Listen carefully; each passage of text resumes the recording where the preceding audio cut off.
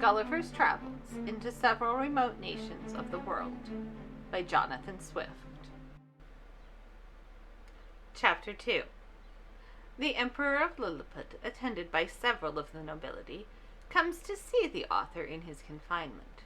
The Emperor's person and habit described, learned men appointed to teach the author their language. He gains favor by his mild disposition.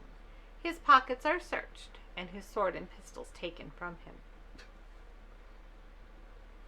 When I found myself on my feet, I looked about me, and must confess, I never beheld a more entertaining prospect. The country around appeared like a continued garden, and enclosed fields, which were generally 40 feet square, resembled so many beds of flowers. These fields were intermingled with woods of half a stang, and the tallest trees, as I could judge, appeared to be 7 feet high. I viewed the town on my left hand, which looked like a painted scene of a city in a theater. I had been for some hours extremely pressed by the necessities of nature, which was no wonder, it being almost 2 days since I had last disemburdened myself. I was under great difficulties between urgency and shame.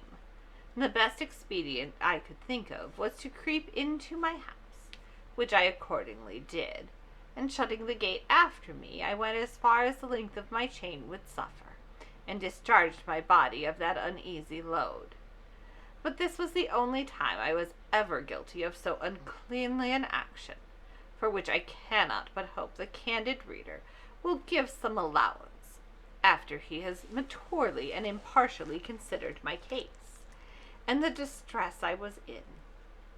From this time my constant practice was, as soon as I rose, to perform that business in open air, at the full extent of my chain, and due care was taken every morning before company came, that the offensive matter should be carried off in wheelbarrows, by 2 servants appointed for that purpose. I would not have dwelt so long upon a circumstance that perhaps at first sight may not appear very momentous, if I had not thought it necessary to justify my character, in point of cleanliness, to the world, which I am told some of my malingerers have been pleased upon this and other occasions to call in question. When this adventure was at an end, I came back to my house, having occasion for fresh air. The Emperor was already descended from the tower, and advancing on horseback towards me, which had like to cost him dear, for the beast, though very well trained, was wholly unused to such a sight, which happened as if a mountain moved before him. Reared up on its hinder legs, but that prince, who was an excellent horseman, kept his seat, till his attendants ran in and held the bridle, while his majesty had time to dismount. When he alighted, he surveyed me round with great admiration, but kept beyond the length of my chain. He ordered his cooks and butlers, who were already prepared, to give me victuals and drink. Upon they pushed forward, in a sort of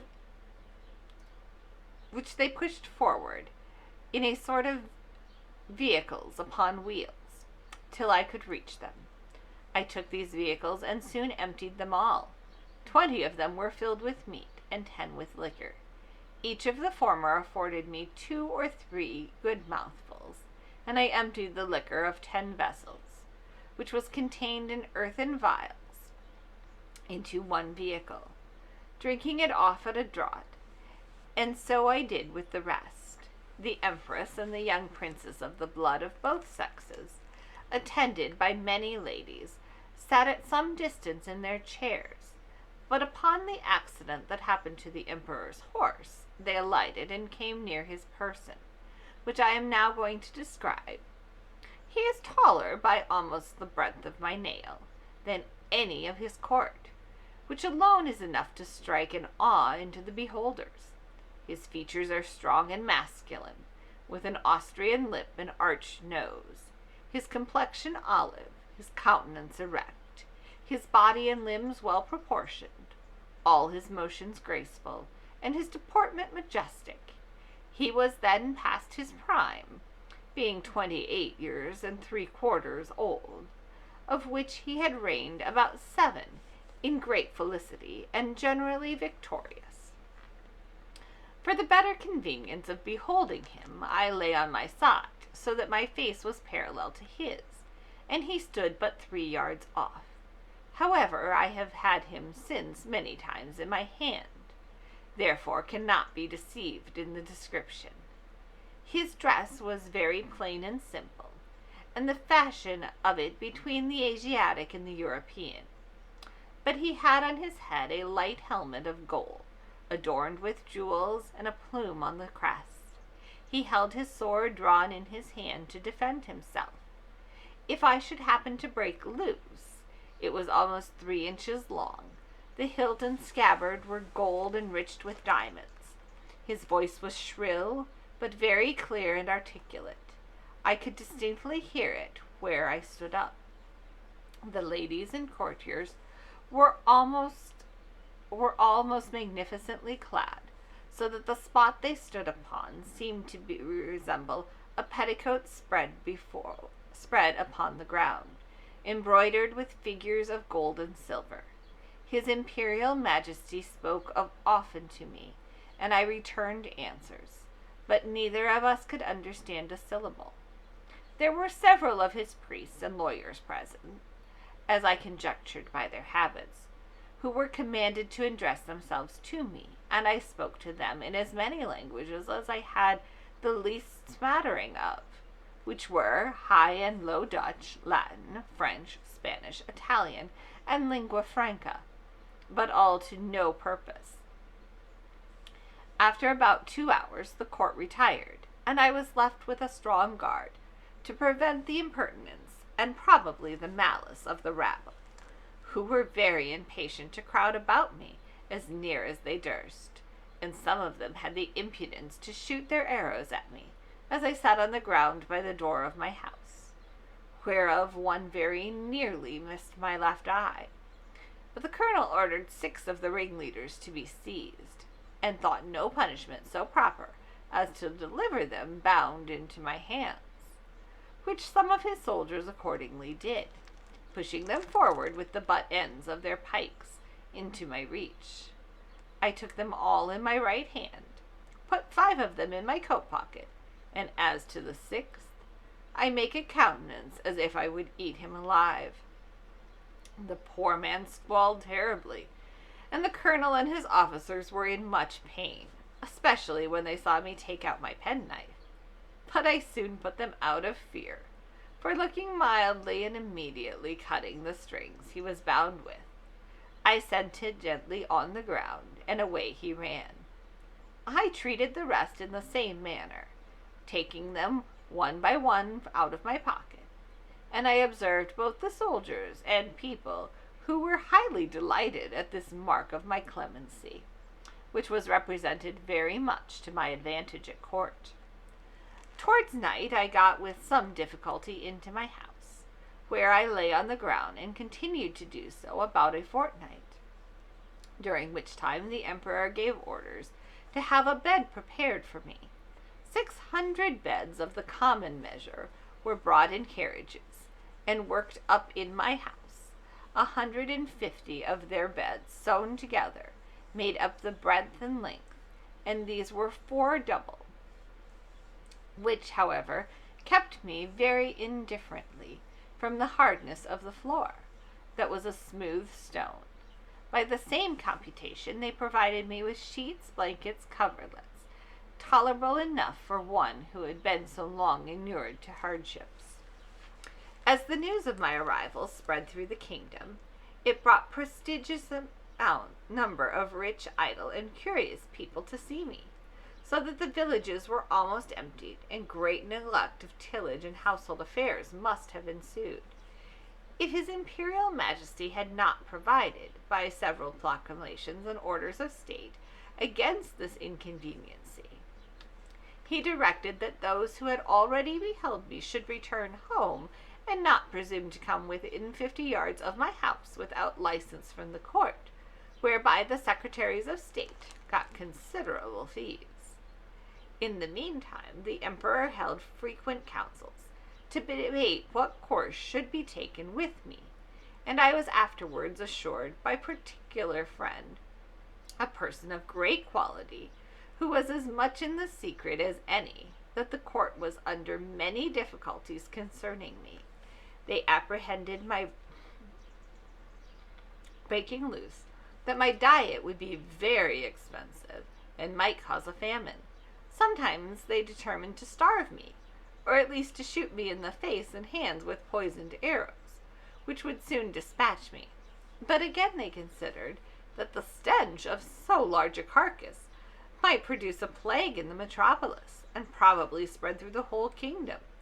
In the midst of these consultations, several officers of the army went to the door of the great council chamber, and 2 of them, being admitted, gave an account of my behavior to the 6 criminals above mentioned, which made so favorable an impression in the breast of his Majesty and the whole board in my behalf, that an imperial commission was issued, obliging all the villages 900 yards round the city to deliver every morning 6 beeves, 40 sheep, and other victuals for my sustenance, together with a proportionable quantity of bread and wine and other liquors, for the due payment of which his Majesty gave assignments upon his treasury.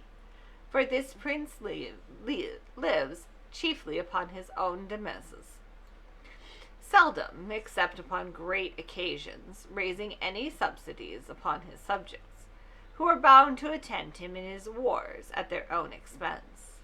An establishment was also made of 600 persons to be my domestics, who had board wages allowed for their maintenance, and tents built for them very conveniently on each side of my door. It was likewise ordered that 300 tailors should make me a suit of clothes after the fashion of the country, that 6 of his Majesty's greatest scholars should be employed to instruct me in their language, and lastly that the emperor's horses and those of the nobility and troops of guards should be frequently exercised in my sight, to accustom themselves to me. All these orders were duly put in execution, and in about 3 weeks I made great progress in learning their language, during which time the emperor frequently honored me with his visits, and was pleased to assist my masters in teaching me. We began already to converse together in some sort, and the first words I learned were to express my desire that he would please give me my liberty, which I every day repeated on my knees.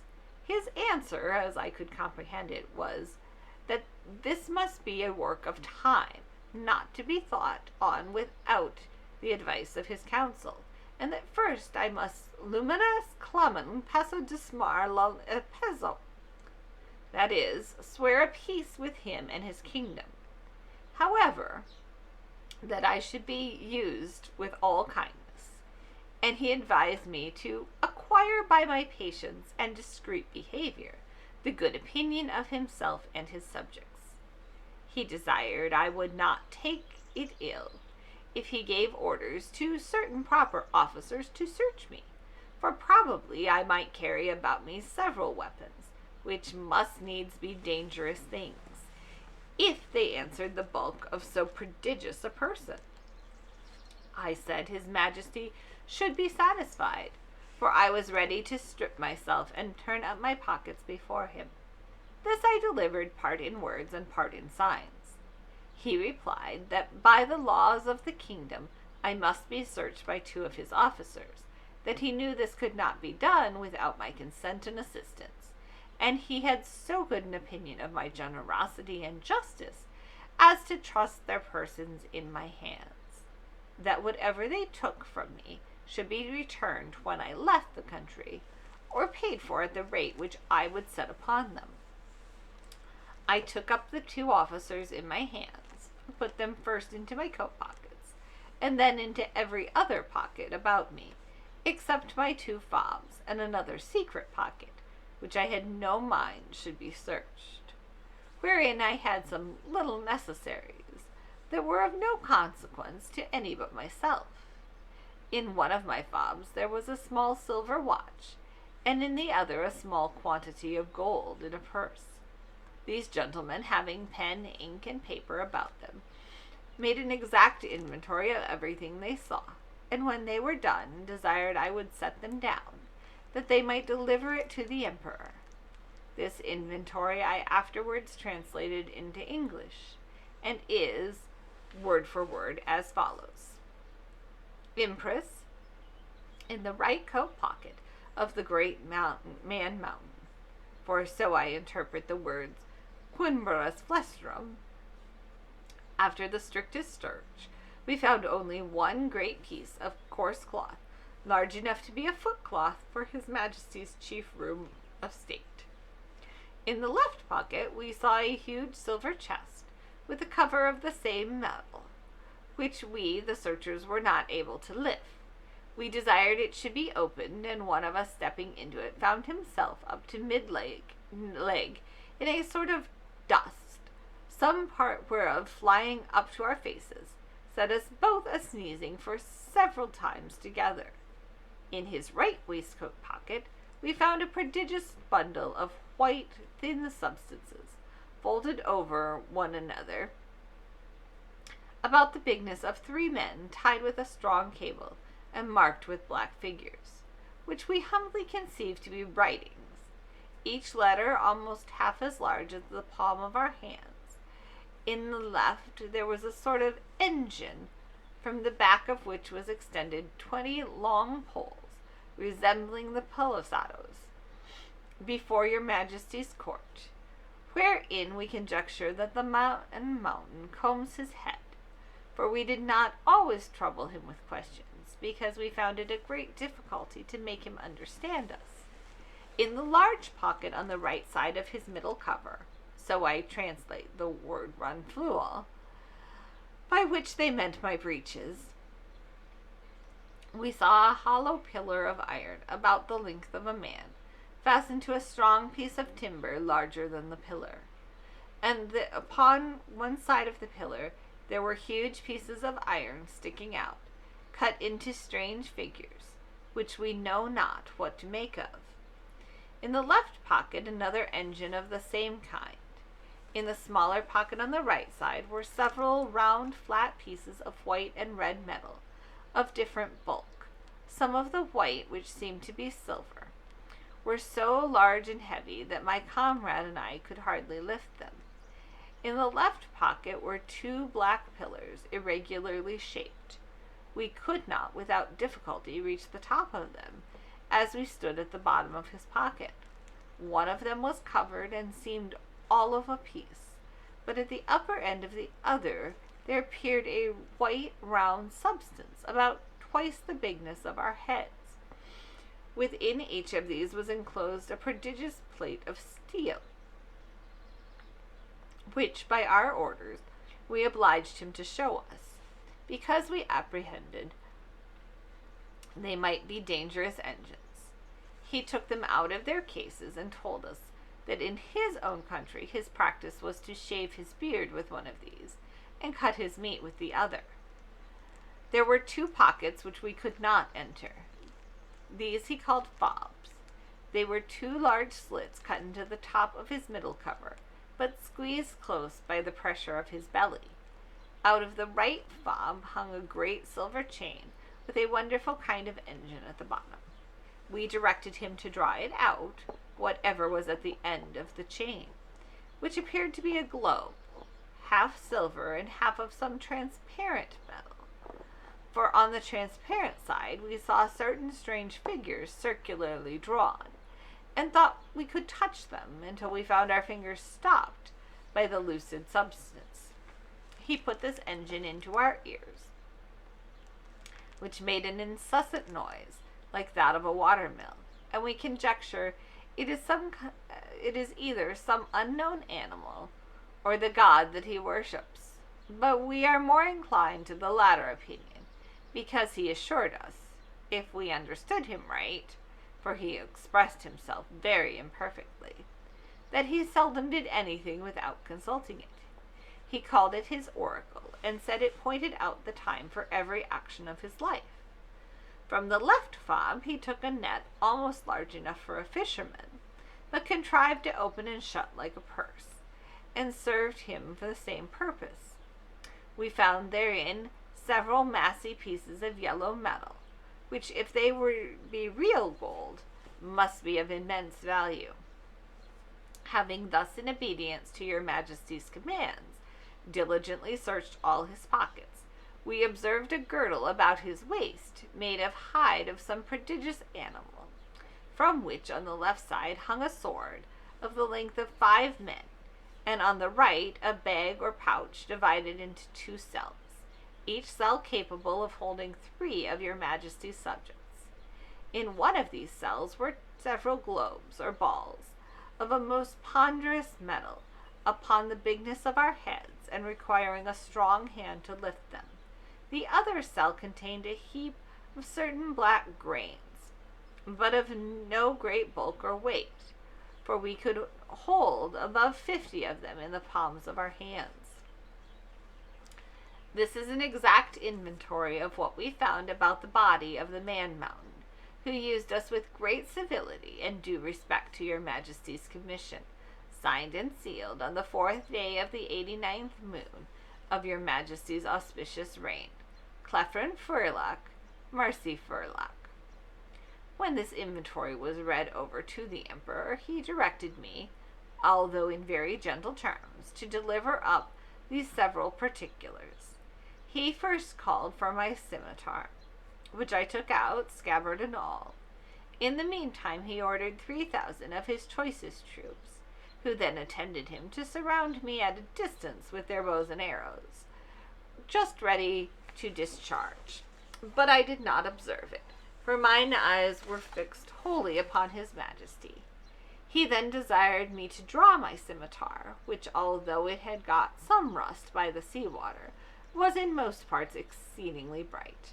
I did so, and immediately all the troops gave a shout between terror and surprise, for the sun shone clear, and the reflection dazzled their eyes. As I waved the scimitar to and fro in my hand, his Majesty, who is a most magnanimous prince, was less daunted than I could expect. He ordered me to return it into the scabbard, and cast it on the ground as gently as I could, about 6 feet from the end of my chain. The next thing he demanded was one of the hollow iron pillars, by which he meant my pocket pistols. I drew it out, and at his desire, as well as I could, expressed to him the use of it, and charging it only with powder, which by the closeness of my pouch happened to escape wetting in the sea, an inconvenience against which all prudent mariners take special care to provide, I first cautioned the Emperor not to be afraid, and then I let it off in the air. The astonishment here was much greater than at the sight of my scimitar. Hundreds fell down as if they had been struck dead, and even the Emperor, although he stood his ground, could not recover himself for some time. I delivered up both my pistols in the same manner as I had done my scimitar, and then my pouch of powder and bullets, begging him that the former might be kept from fire, for it would kindle with the smallest spark, and blow up his imperial palace into the air. I likewise delivered upon my watch, which the Emperor was very curious to see, and commanded 2 of his tallest yeomen of the guards to bear it on a pole upon their shoulders, as draymen in England do a barrel of ale. He was amazed at the continual noise it made, and the motion of the minute hand, which he could easily discern, for their sight is much more acute than ours. He asked the opinions of his learned men about it, which were various and remote, as the leader may well imagine, without my repeating, although indeed I could not very perfectly understand them. I then gave up my silver and copper money, my purse with 9 large pieces of gold, and some smaller ones, my knife and razor, my comb and silver snuff-box, my handkerchief and journal book. My scimitar, pistols, and pouch were conveyed in carriages to his Majesty's stores, but the rest of my goods were returned to me. I had, as before, observed 1 private pocket, which escaped their search, wherein there was a pair of spectacles, which I sometimes use for the weakness of mine eyes, a pocket perspective, and some other little conveniences, which being of no consequence to the emperor, I did not think myself bound in honor to discover, and I apprehended they might be lost or spoiled if I ventured them out of my possession.